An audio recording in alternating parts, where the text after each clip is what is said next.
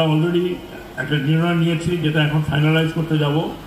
Trade ইউনিয়নের বিষয়টি আমরা অত্যন্ত শিথিল করেছি।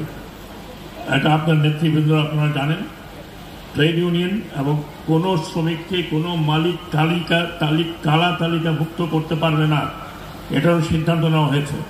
এবং এটা করতে গেলে মন্ত্রণালয়ের কাছেই আমরা এই ক্ষমতাটা রাখতে চাচ্ছি। আমরা ট্রেড ইউনিয়নের কারোর নাম প্রকাশ্য করতে দিচ্ছে না, শুধুমাত্র এবং ইন্সপেকশনও হবে না, শুধুমাত্র তাদেরই যাদের সম্বন্ধে হয়তো আমাদের কোনো সন্দেহ থাকতে পারে। এবং প্রত্যেকটি কারখানায় ট্রেড ইউনিয়ন করার অধিকার রয়েছে, অন্ততপক্ষে 5টি, রাইট, 5 মিনিমাম 5টি ট্রেড ইউনিয়ন একটি করবে।